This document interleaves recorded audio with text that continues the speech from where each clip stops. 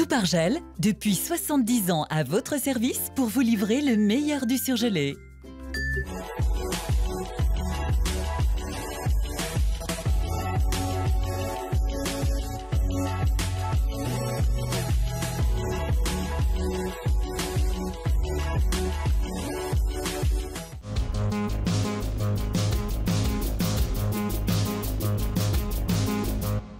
Le ras-le-bol des habitants de la Presqu'île, le domaine du Poisat retenu pour le deuxième loto du patrimoine, et puis Charlie Adlard à l'honneur au MAC.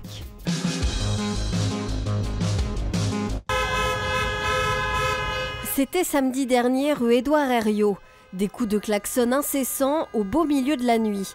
Un phénomène qui exaspère les habitants depuis plusieurs mois. On redoute les 22h, 23h parce que ça veut dire que les premiers coups de klaxon vont arriver et que derrière, on va avoir une nuit infernale jusqu'à 3 à 4 heures du matin, à pas pouvoir dormir, à avoir des enfants qui se réveillent. Du coup, notre vie de famille en pâtit. Pour y remédier, la ville de Lyon a mis en place un arrêté interdisant la circulation nocturne, mais elle veut aller plus loin. Nous allons demander à la métropole d'installer des bornes sur le secteur qui est concerné. Alors là, il s'agit d'un passage nocturne. Les résidents de ces quartiers pourront bien entendu rentrer dans leur parking qui se situe dans le secteur, mais ça empêchera les intrusions extrêmement brillantes qui existent aujourd'hui.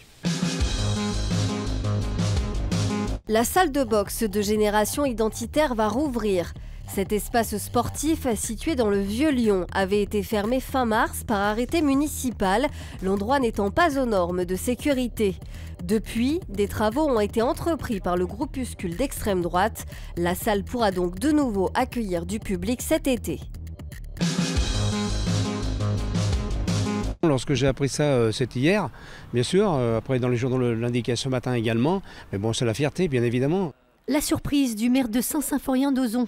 Le domaine du Poisat situé sur sa commune a été retenu cette année pour participer au loto du patrimoine. Ce domaine, on l'a racheté en 2016.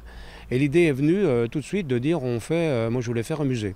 Ensuite, ça s'est transformé ensuite à la Maison du patrimoine, puisque on a du patrimoine à Saint-Symphorien. La galoche, le cresson ou encore l'impression sur étoffe, 3 domaines historiquement liés à la commune. Mais avant ça, il faudra rénover cette maison bourgeoise datant du 19e siècle. Les bâtiments se dégradent assez rapidement et même si la toiture est encore en assez bon état, il est vraiment temps maintenant d'engager une restauration d'ensemble. Plus de 3 millions d'euros seront nécessaires au total. Le tirage du loto du patrimoine aura lieu le 14 juillet. Tête d'affiche du dernier Lyon BD Festival, Charlie Adlard s'expose également en ce moment au musée d'art contemporain. Le dessinateur de comics connu notamment grâce à la série The Walking Dead.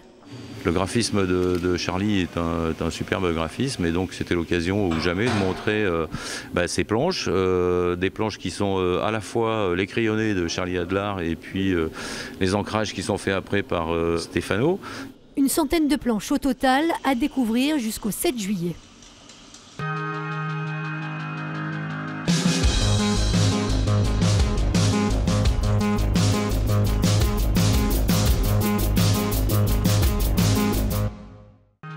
L'info continue sur TLM.tv, les réseaux sociaux et le fil info.